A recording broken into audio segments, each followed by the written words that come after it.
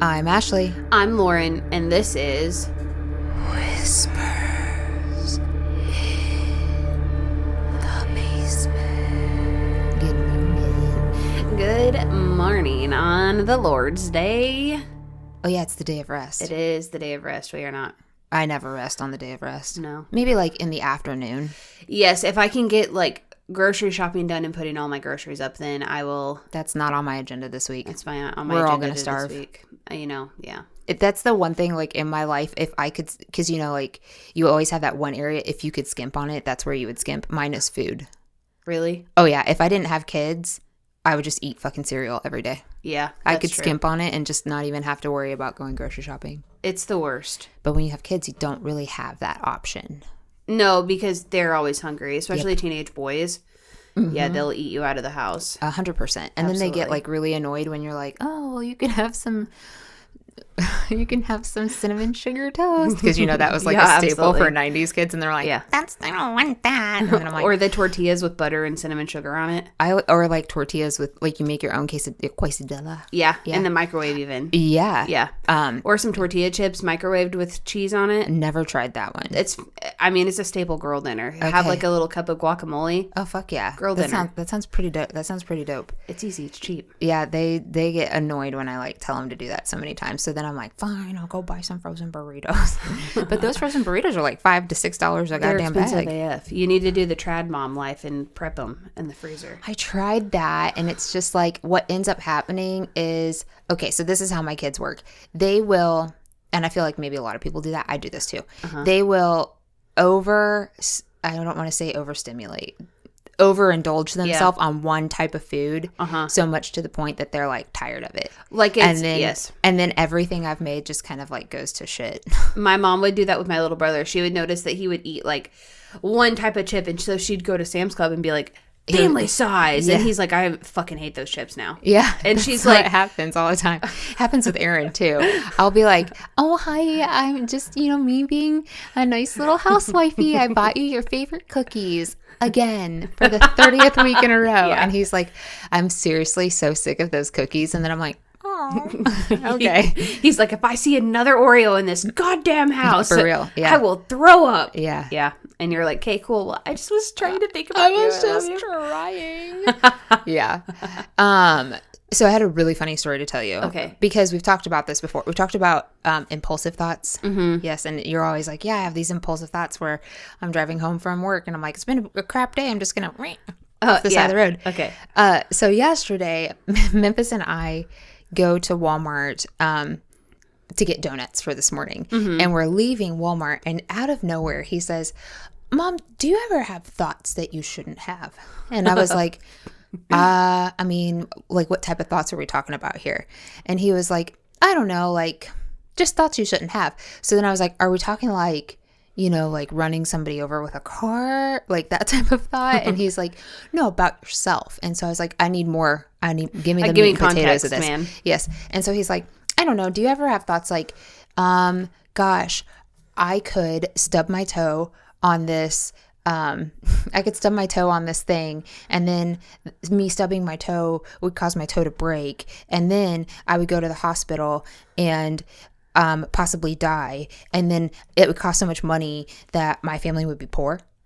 And I was like, that is what we call an impulsive thought. Yeah, and anxiety, sir. And you definitely went down that rabbit hole, because for me, I'm normally just like, probably shouldn't do that. I could possibly stub my toe and that would really hurt, and then I might break it or something like that. Right. I never go down the rabbit hole of I could break it, end up in the hospital, possibly die, and my family could be poor. They're going to live in poverty for the rest of their life because I have a missing toe at this point. Yes, that's what we call going down the rabbit hole. You are spiraling. Please don't do that. And I said, but Lauren has those thoughts all the time. They're just not that in depth.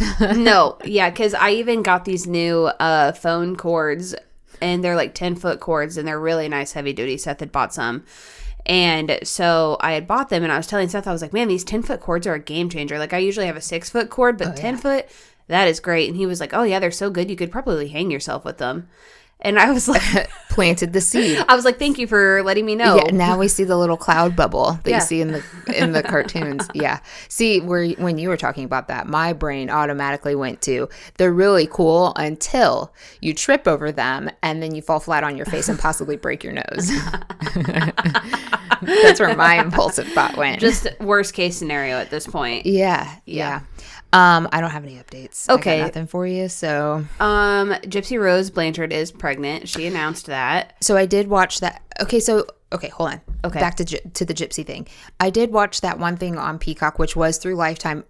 But is there one that's like a weekly update? Yeah. Okay, what's that one? Because I couldn't find it. It's on the Lifetime app. You don't have you don't even have to have a subscription. You can watch it for free. Oh, okay. It is called Please Hold. And this is with Ken.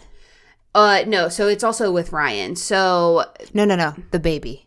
oh yes, okay. So hold on, I'll go into that in just a second. I don't need. It's another. Gypsy Rose Life After Lockup. Oh, There's 6 episodes. Okay. Yeah. Okay, I got you.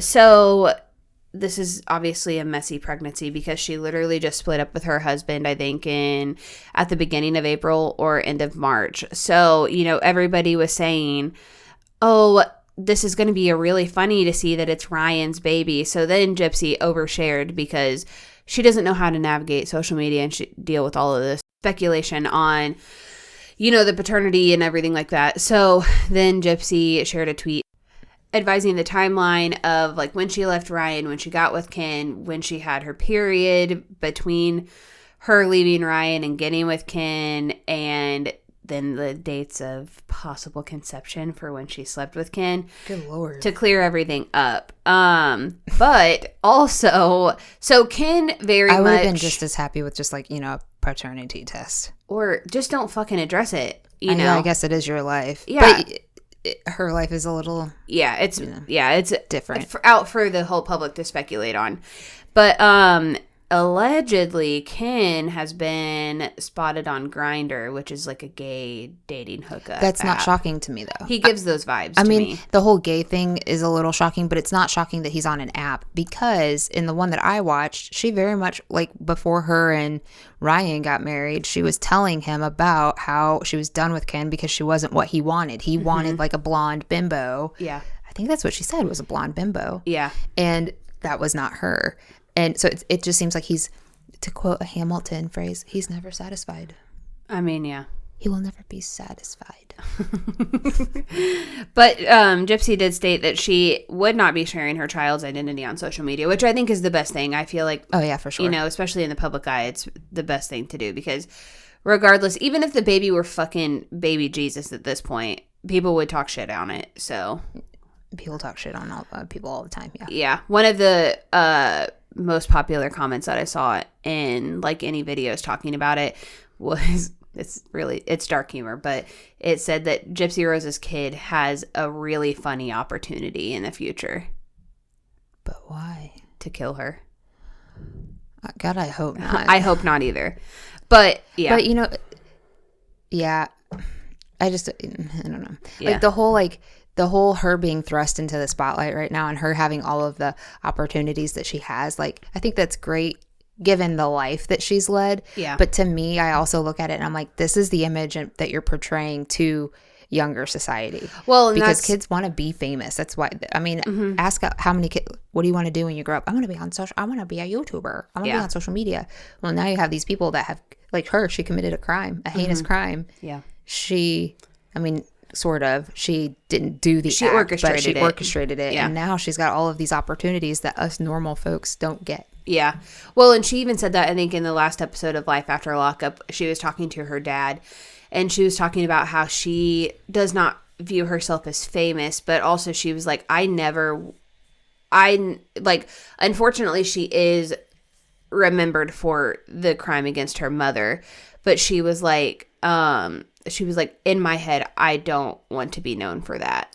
But unfortunately, you are. But also, like, you don't have to be. But here, you and I talked about this because there was an episode where her sister and her stepmom were talking about, like, to Ryan before they got married, saying, how are you gonna? essentially like people know her. What are you gonna? And he was saying like, I just want to give her a normal life. There are instances where people have committed or been a part of a very heinous crime, and once they're released, they do disappear. You don't hear about them. It's the choice you make. Absolutely. And in today's society, everything is so, people thrive off of the bad rather than the good. And so you have to be willing to make that solid decision of, I got presented with this lifetime, documentary, but do I really want to do it? Yeah. No, I want to actually just like live my life. Yeah. That I never really got to live. But when you take those opportunities, because she's probably making money off of it, and she doesn't have any other way to make money right now. Oh, absolutely. So this is help securing her future. I get it. But it's like I mean, she definitely sees the opportunity to get her bag. Oh, for sure. But you have to realize that the speculation that you're getting is because you're famous because you were a part of your mother's death. There is always good with the bad. Yeah, absolutely. Always. Yeah. So I agree. Dang. In another edition of Women Are Literally Being Poisoned Every Day, 2 of the biggest tampon manufacturers were exposed for having high levels of lead and arsenic in them. This is not what I thought you were going to tell me. Oh no, go ahead. What I thought you were. Were we going to talk about the girl in the Lake of the Ozarks? Yeah. Yes. Okay. Yes. So yes, women. Those 2. I don't really remember the brand. Toxic shock syndrome. Yeah.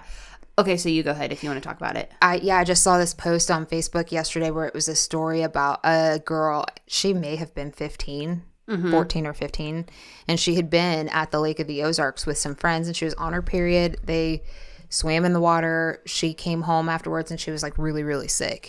And long story short, ended up in the hospital, and they discovered that she had toxic shock syndrome, and it was because of the bacteria that had traveled through the string of the tampon while she was swimming in Lake of the Ozarks. I'm going to say this, and y'all can hate me. I get it. It's like a fun place to go and party. But when I lived at the lake, it was called Lake Lottapotty for a reason. And that water is dirty. They had to move Party Cove at one time because the water was so disgustingly filthy with just like bacteria, STDs. Like there was so much shit in that water. Yeah. You could not pay me to swim in it. No. I don't even want to dip a toe in it. Hell no. Mm-mm. But there are people that are like, I love the lake. It's so cool. And I'm like, nope. No. You better like I'm just thinking like if I got thrown out of a boat, which we all know how I feel about boats. They scare the shit out of me. Yeah. You've seen the look on my face. But if I got thrown out of a boat, I don't know if I would be more scared of the fact that I'm flying through the air or the fact that I could be hitting Lake Lottapotty with my mouth fucking open. Absolutely. Or like going up in your nose and you get a like brain eating amoeba. Yeah, see the dark waters, they scare me, and this is why. No, I would never swim in the Lake of the Ozarks. Yeah. Thankfully the girl is like better. But her organs were shutting down because she was so sick. Yeah. Yeah. I cannot imagine. And I can't imagine as a parent, like, what a freak accident. But, like, also, it was definitely a real life house episode. Absolutely. I would imagine. Yeah. Mm-hmm. But I love that she did share it on Facebook. Just so it's like nobody one thing thinks about that. No, I would have never thought about that. Me neither. Yeah. Me neither. I would have never, ever. I know. Ever thought about it. Mm-mm. Yeah. I don't know. Crazy to me. Yeah. Yeah. Don't go swimming in Lake of the Ozarks. I'm sorry if I... There are so many people that do. There are so many people on my Facebook that have like... The thing is the lake was created. This is so wild to me because it's like people don't research to see how the lake was even created. It was created by closing towns. Mm-hmm.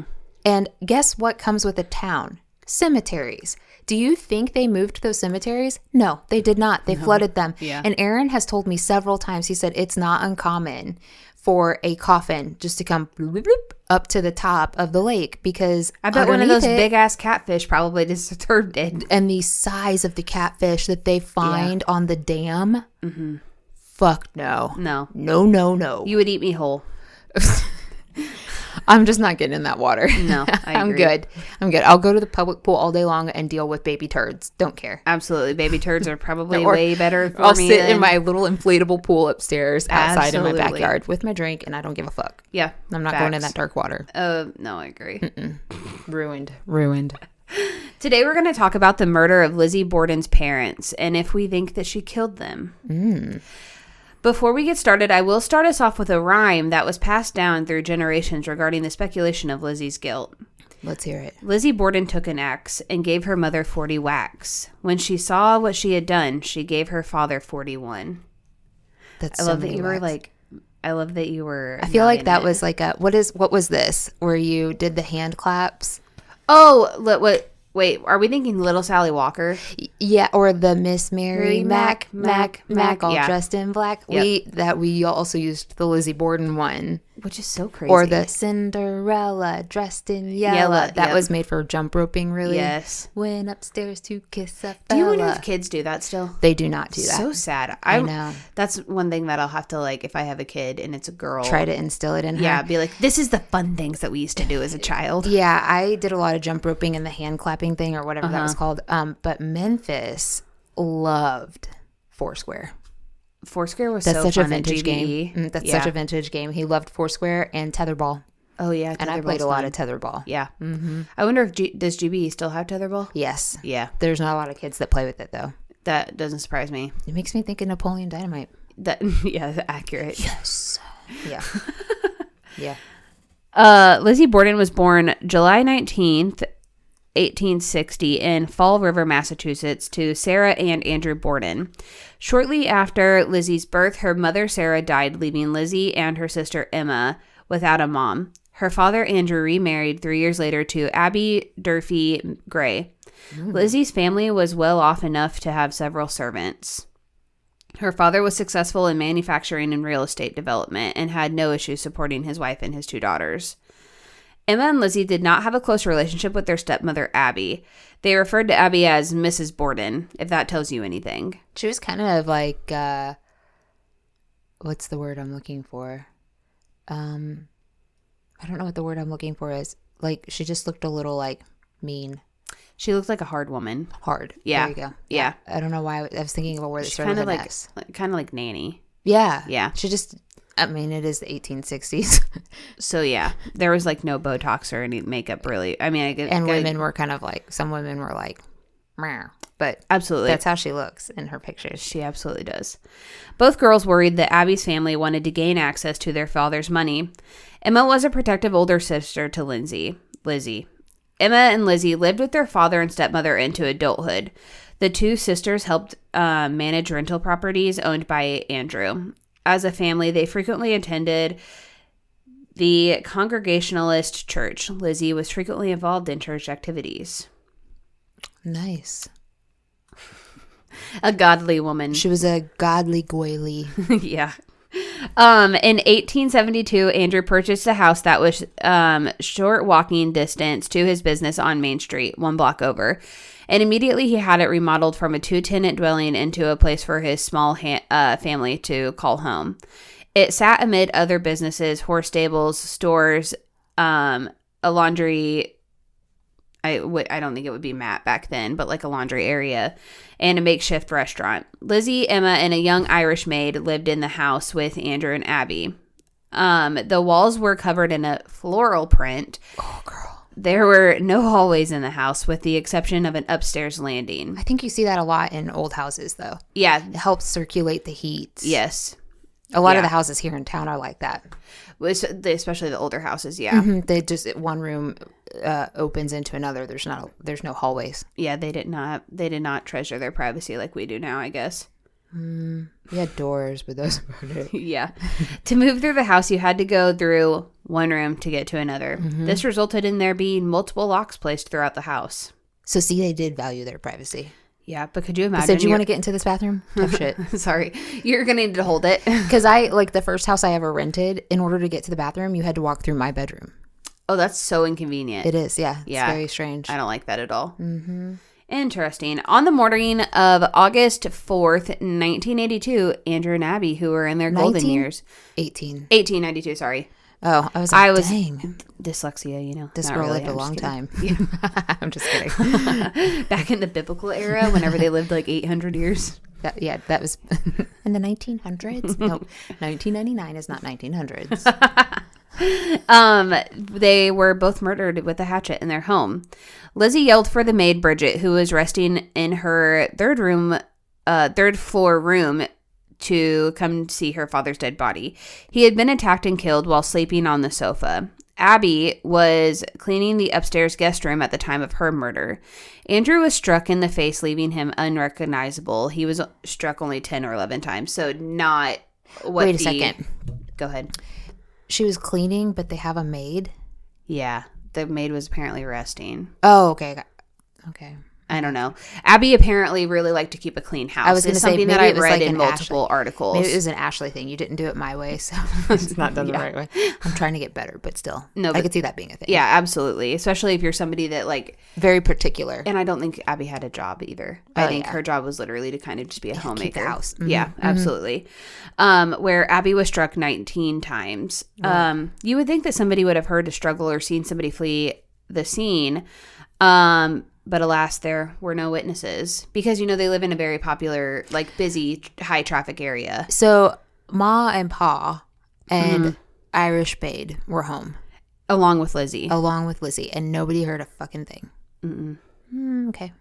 After the discovery of her father, Lizzie sent Bridget, the maid, across the street to the family physician's house, who was not home. Bridget returned with the news that the physician was not home, and Lizzie sent her out again to go get a family friend. What didn't make sense is that next door, a highly esteemed Irish immigrant doctor resided there. Borden also did not seek the help of a French-Canadian doctor who lived diagonally behind the Borden house. Do they not have police? Only a Yankee doctor would do. I think she was trying to get a doctor, to come assist first. Yeah. Only a Yankee doctor. But I guess during this time, there was a big, they were very kind of segregated. Yeah. If you were of a different descent, then you were not, or if you were an immigrant. They live in the same vicinity, which is very strange to me. Yeah, absolutely. Which is why New York looks the way it does. It's got its own little boroughs and everything. Mm-hmm. Yeah. On the day of the murders, Emma was 15 miles away on vacation. Lizzie and Bridget were the only ones at home with Abby and Andrew, or with Abby, after Andrew left for his morning business rounds. Bridget was outside watching the windows when Abby was slaughtered in the second guest room. So Abby was murdered a couple of hours prior to Andrew. Mm-hmm. While Andrew was bludgeoned on the first floor sitting room shortly after his return. And that's when Bridget, the maid, was in her, in the attic room that she lived in. The first neighbors, police, and doctors to see Andrew's body reported his blood was still red, fresh, and flowing. He had not been dead long, unlike Abby, whose blood was dark and coagulated and drying. Within minutes of the second murder, Lizzie was surrounded by multiple people who all reported that she had not a hair out of place, no blood on her, no wetness to indicate that she had washed up, nothing. No bloody clothing was ever definitively found. No murder weapon was definitively established. It is worth noting that a couple days after the murder, Lizzie was found burning a dress. And what they speculated that the hatchet that was used in the murder was also found tucked away in the attic with a layer of ash on it. No blood. Did Lizzie burn all the evidence? Did she try to? Mm-hmm. Initially, Lizzie was kept off the suspect list thanks to her involvement with the church. After all, why would a godly woman murder her parents? Why? Why would people of the church do anything bad? Never. During the interrogation, Lizzie's answers to different police officers started changing. Her body language and lack of tears also brought on police suspicion. See, okay. Go ahead. I don't like that. The lack of tears. Yeah. People deal with shock, she could have been in shock, and people deal with grief in different ways. I don't like that. Well, and I guess back then, though, it was definitely women were emotional. Well, and were if you they? weren't, it's a hard time. Yeah, that's true. If you're brought, also it was her stepmom and her dad, and if they kind of lived not a hard life, but if it wasn't a loving family, absolutely. Why would she cry about her stepmom? Yes. Yeah, I agree. It was discovered that Lizzie had allegedly tried to purchase prussic acid from a nearby drugstore a day before the murders. This acid was lethal. Maybe she was killing mice. Just saying. I'm just trying to play. It reminds me of trying to play devil's advocate. No, but you saying that, there was this movie that Dakota and I watched on Lifetime called Amish Affair. We thought it was going to be great. In the end, the Amish husband murdered his wife with rat poison. Oh, okay. So that's why I was like, you never know. Never know. It was a terrible movie. Don't watch it. Okay. It's Lifetime. So. I know, but we were thinking like oh my gosh, a steamy Amish affair, because it was this, this ex-Amish woman came into the house to take care of this Amish lady that had ALS, and I was like, that's depressing, being Amish and having ALS. Only you guys. Only you and Dakota. Authorities arrested Lizzie on August 11th, 1 week after the murders. The judge sent her to the county jail. The ever-privileged Lizzie found herself confined to a cheerless 9.5 by 7.5 foot cell for the next 9 months. Lizzie's arrest provoked an uproar that quickly became national news. Women's groups rallied to her side and protested that at the trial she would not be judged by a jury of her peers, as women did not have the right to serve on juries. So she was arrested because she was at the home. Yeah, and so what happened with this not servant? I guess that she was a servant. What happened with her? Was she also considered? No. I wonder why. I think because like during the stepmom's death, she was outside. Yeah, that's what she says. Yeah, I mean, I agree. And sleeping upstairs. That's what she says. Mm-hmm. Yeah, I think just because like she had been seen burning the dress. What we'll find out is that her arrest was based on lots of circumstantial. I was going to say circumstantial evidence. Circumstantial. Yeah. Yes. Yeah. After all of the evidence was presented at the trial, the jury came back 2 hours later and stated that Lizzie Borden was not guilty. You have to remember that this was back in 1892. The technology that we have today was not what it was back then. You know, so even, you know, because, I mean, even, you know, even trace evidence and stuff like that, would they have noticed it? Well, let's think about the act of the crime itself. Like any crime that occurs, like a stabbing or a hatchet or an axe, they're kind of personal because you have to get in somebody's personal space to do that stuff. Yeah. So, and you also have to have quite a bit of strength to make sure that your blows count. You know what I mean? Absolutely. At least with a hatchet or an axe. Mm-hmm. Also, like to actually like, was it really true that she did 40 and 41? No, it was just it was just a myth. But the amount of times that they were hit, I mean, you would think that the blood splatter would be and that it would be all over Lizzie too. Mm-hmm. Yeah. That she couldn't possibly clean every piece of herself. Well, especially after she murdered her dad, and it was all face wounds, basically, which is a very bloody area. Yep. Yeah. I don't know. And the fact that somebody went for his face, too, that's a personal thing. Oh, absolutely. Yeah, I agree.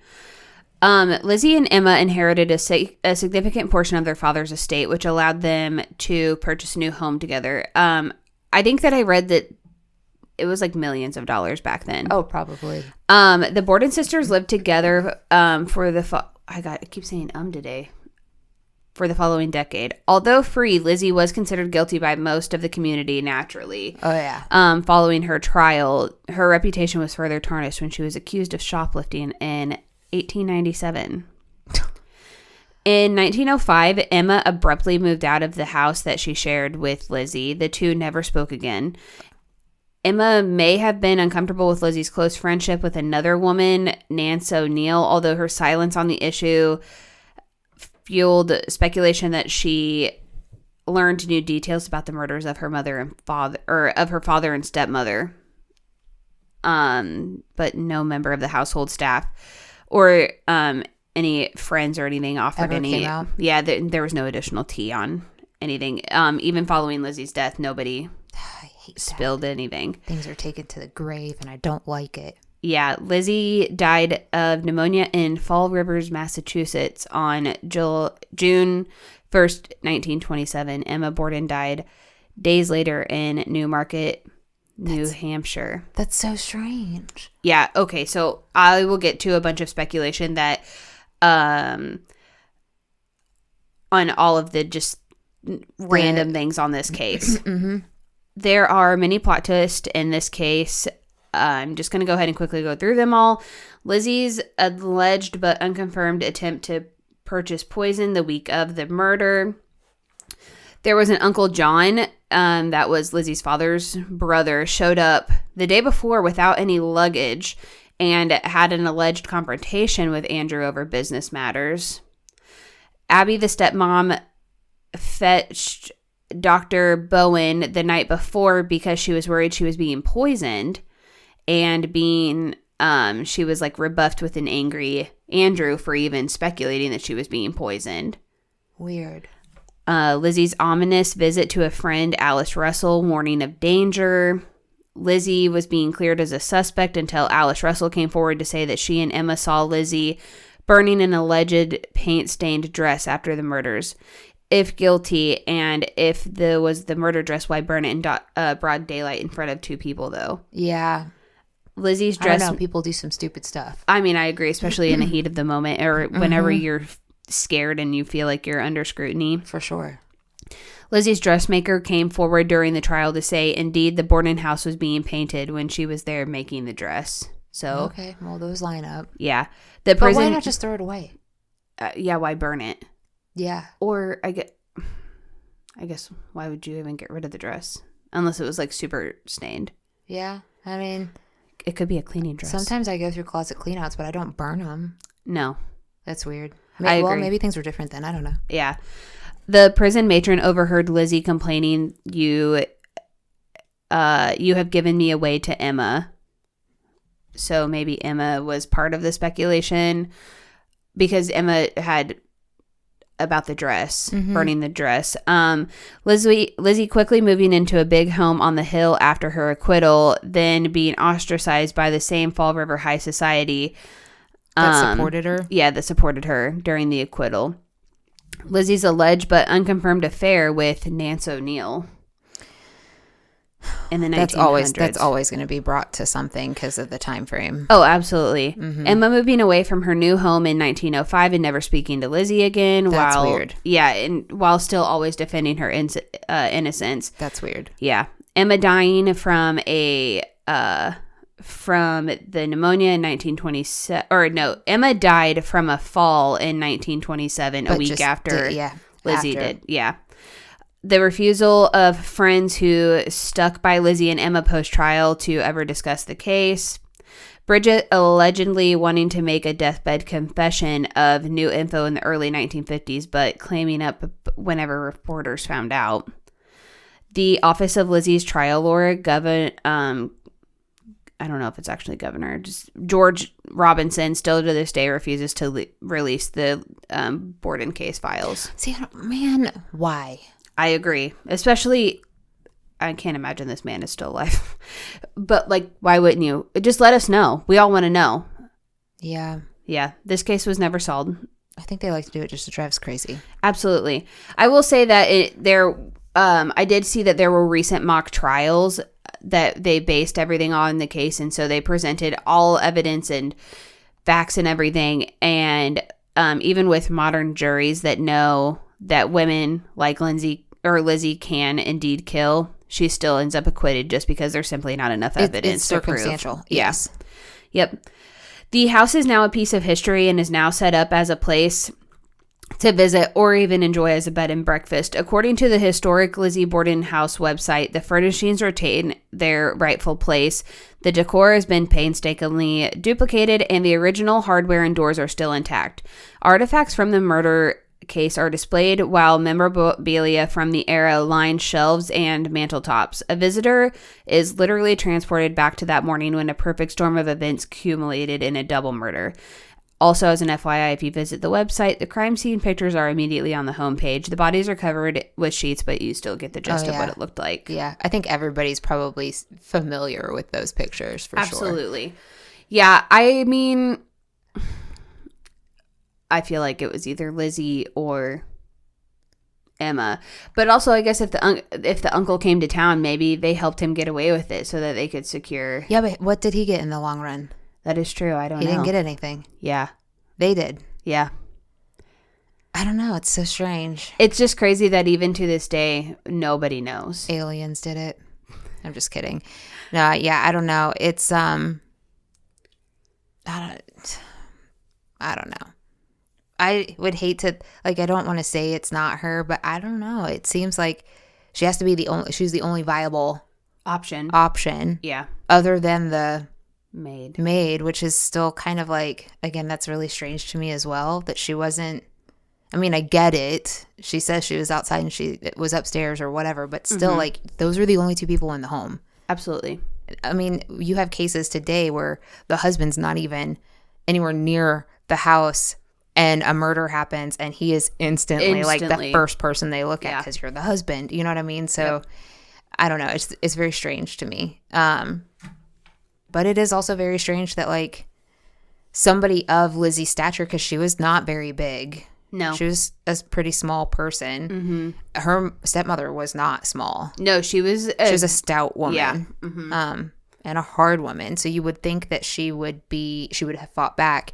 I do remember, I don't know if it was a podcast that I listened to or if it was something that I read online one time, but they talked about the areas in which her stepmother had been, like, where the hatchet marks were at. Mm-hmm. It almost, or where she was located in the room as well, it almost looked like she was surprised.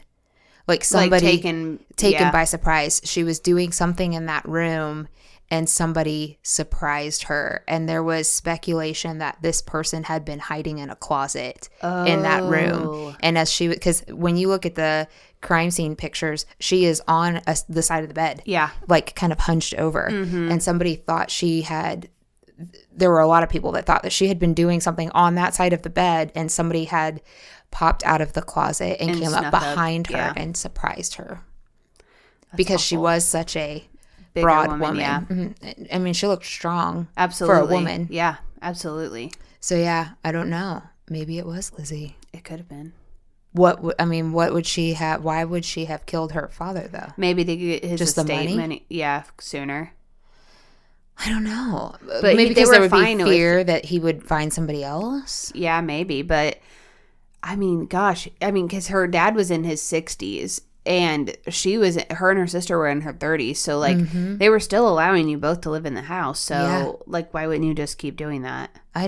Maybe because I don't know. I also thought it was very weird that they were still in their 30s and still living at home. Because absolutely. In that time, in that age, it was not, well, and maybe this is why. It was not uncommon to, like, really push your daughter to marry, not young, but younger, to somebody that had money, because that would ensure that they were taken care of and, you know, something you didn't have to pay for. But once a woman reached a certain age, she was kind of looked at like, you're too old to wed. And maybe that's what happened with both of them. Absolutely. Yeah. I don't know. I don't either. So weird. Yeah, there's just so many unknowns, and it's crazy that this case is just not solved. They do say that if you go visit the house, supposedly, I don't know. Sometimes I feel like, I don't know, that you can feel. Well, I think the ghost hunters has even gone there, and multiple paranormal people have been there. You can feel the, like, angst in the air. Yeah, it's just like, it makes you kind of, like, sick. It's so thick. Oh. So I wonder if that's true. Yeah, that would be interesting. Maybe I'm the only person that walks up in there and I'm like, nah, man, it feels fine in here. No, you walk in and you're like, oh my God, the vibes are off. And I could see Aaron being with you and he'd be like, what are you talking about? And you'd be like, you don't feel that? And he'd be like, you're fucking crazy. No, I don't feel a damn thing, actually. I just want to look at this floral wallpaper, damn it. I know that. So I was going to talk about that real quick. Like, have you ever gone on a tour in a really old house like that? Yes. So every time I go through a tour of a house like that, it kind of makes me feel like I've been here. Does that make sense? It's like familiar. Yeah. Do you like you go places, or you like you're drawn to one specific era and you're like, I don't know why I'm drawn to that era, but I feel like I was there or something like that. Mm-hmm. I feel very much like that when I go through. And I've always felt that way. We did a tour when I was really young of the house in Hannibal. What's it called? The Rock Cliff Mansion. Oh, okay. And I remember walking through there feeling like, I feel like it has a familiarity to it. Interesting. Maybe you're like reincarnated. Maybe. That's why that's why I'm drawn to old houses, because the way they explained that house, Lizzie's house, there was a house that we looked at before we bought this one that it was very much the same. The rooms were all opened into each other, and it was just, I mean, it was a historical home. It was very old, and like it just felt like, I feel like, yeah, it's almost like comfort being in that. Absolutely, it's weird. Well, and I think because even modern houses now, they're very much about your own privacy and not being a family unit. Like, yes, a family unit, but also like you have your own spaces too. Yeah. Whereas those houses, it was very much about like being together. Yeah. And thriving together. Yeah. Yeah. Strangeness. Very strange. Yeah. This was not the episode that I thought I was going to write, but then I love Lizzie Borden's It's so fascinating. Yeah. It's but again, I like old time stuff because it's just handled in a different way than new age stuff is. Absolutely. So yeah. Yeah. I dig it. Do you know what your episode's going to be about next? No, I don't. Have you seen the TikTok murders on? Yeah, on Peacock. Wasn't that sad? So sad. I thought about maybe like looking into that one because that's a newer one. Yeah, I had never heard of it until then. I hadn't either. It's very sad though. Awful. Yeah, you should absolutely cover that because I want to know more. Yeah, well, I'll have to start doing some digging. That's the crappy thing is like you come across these cases and you're like, man, that looks like it would be a good one, and then you start digging into it, and there's like hardly anything there. Yeah, and then you're like, I can't just deliver that. There's not a lot of information on this other than what you get on the documentary itself. Yeah, I agree. Yeah. Dang. Yep, that might be it. I don't know yet though. Okay, I'll be surprised. Okay, that wraps up today's episode. You can find us wherever you get your podcast. Don't forget to subscribe. Leave a subscribe. Subscribe is not a word. Subscribe, though, is a word. I thought I typed it wrong, and I was like, oh, my God. Leave a 5-star review. Give us a thumbs up, and hit the notification bell so you can get an alert every time a new episode drops. So tap that app. Tap that app. Ring-a-ding-ding. We'll see you next week, but in the meantime, stay strange, my friends.